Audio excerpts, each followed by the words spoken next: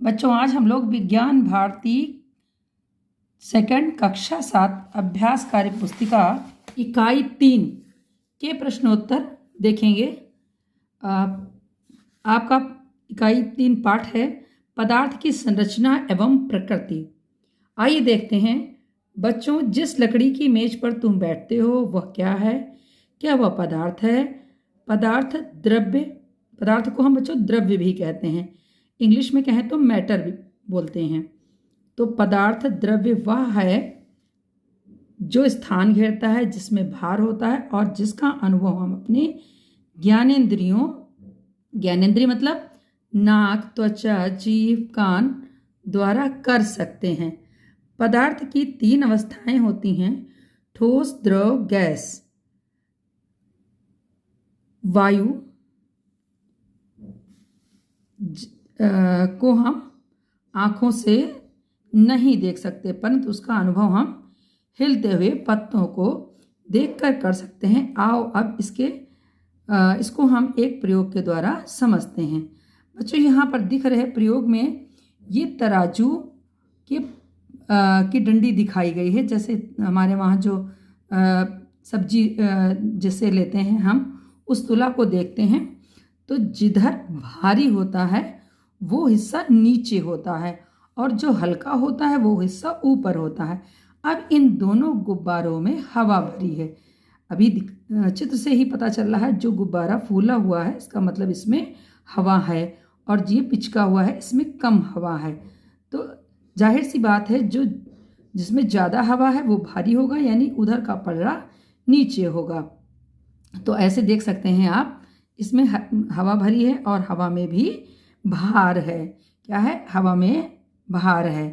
तो जो हमें अदृश्य है गैसी पदार्थ, वो भी इस प्रयोग के द्वारा हम देख सकते हैं। बच्चों, एक और सिंपल सा प्रयोग है, आप उसके द्वारा भी देख सकते हैं कि हवा में भार होता है और अपना स्थान घेरता है। आप एक खाली झिल्ली को हवा में लहरा के उसका मुंह बंद कर दीजिए और देखिए, फिर वो झिल्ली फूली हुई आपको दिखेगी, यानी उसके अंदर हवा है।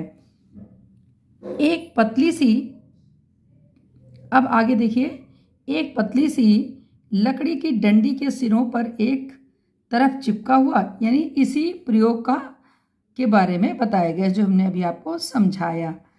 अब देखिए प्रश्न क्या है यहाँ पर, क्या हवा में भार है? तो आपने देखा जिधर ज़्यादा गुब्बारा फूला हुआ था वो हिस्सा नीचे की ओर झुका था, और जिधर कम थी या पिचका गुब्बारा था वो पल्ला ऊपर था, यानी हवा में भार होता है। तो हम क्या लिखेंगे उत्तर में? हाँ।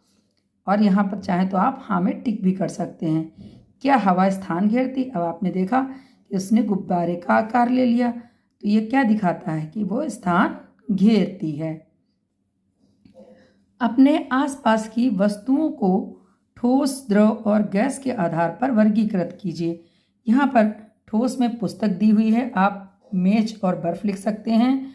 द्रव में दूध लिखा हुआ है, तेल और पानी लिख सकते हैं। आपके वहाँ आसपास और चीज़ें भी होंगी, उनको भी आप लिख सकते हैं। गैसी में धुआं लिखा हुआ है, यहाँ पर जो गैसें हवा में होती हैं उनको भी हम लिख सकते हैं, जैसे ऑक्सीजन और जल वाष्प। नेक्स्ट क्वेश्चन है, सामान्यतः पदार्थ की 3 अवस्थाएं होती हैं: ठोस, द्रव तथा गैस। इन तीनों अवस्थाओं में इनके अणुओं के मध्य आकर्षण बल काम करता है। आकर्षण बल का मतलब जो अणुओं को पास पास रखता है, जिसे हम अंतरा आणविक बल कहते हैं।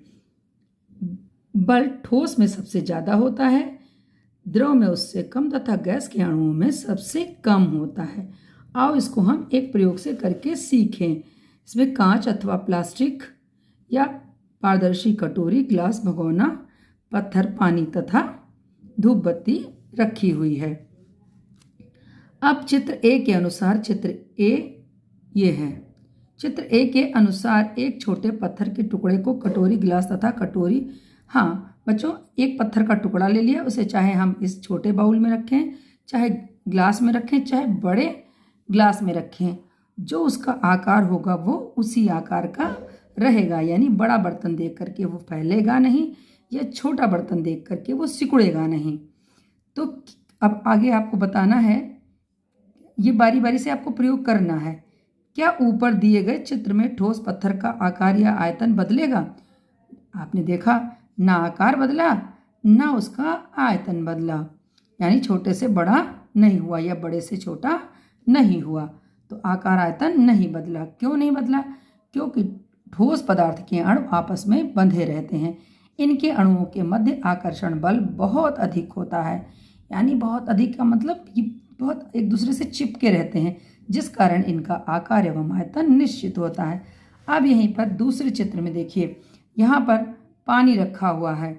अब पानी देखिए छोटे बर्तन में रखा हुआ है, फिर इसी पानी को इस बर्तन में रख दिया, फिर इसी पानी को इस बर्तन में रख दिया।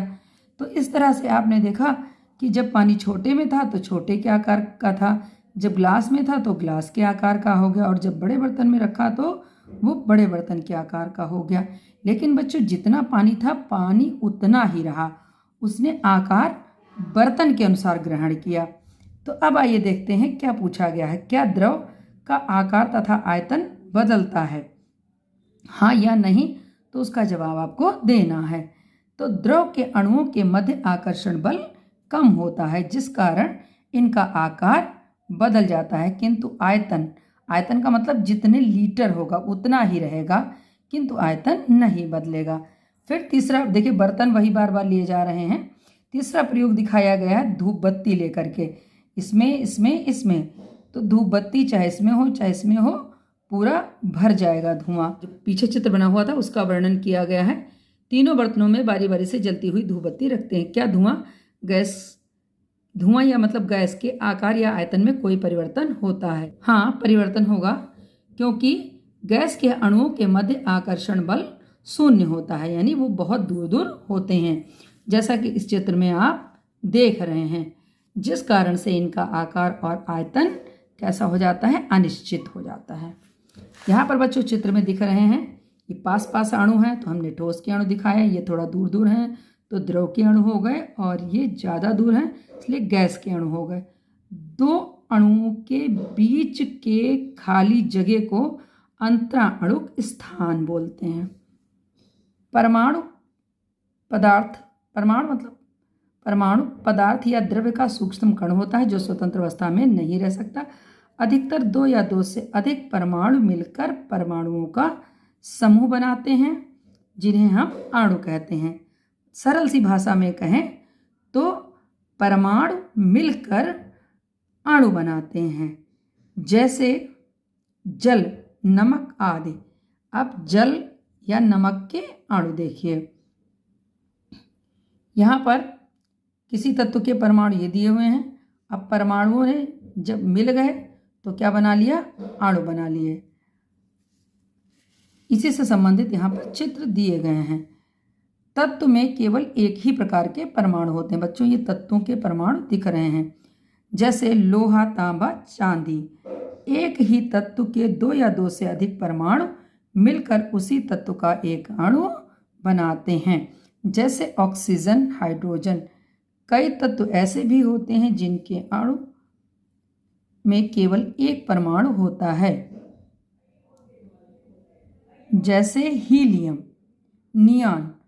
दो या दो से अधिक तत्व निश्चित अनुपात में मिलकर यौगिकों का निर्माण करते हैं तथा अनिश्चित अनुपात में मिलकर मिश्रण का निर्माण करते हैं। बच्चों यहाँ पर गौर करने लायक है, अगर एक निश्चित अनुपात में मिलेंगे तो यौगिक बनाएंगे और किसी भी अनुपात में मिलेंगे तो मिश्रण बनाएंगे। जैसे जल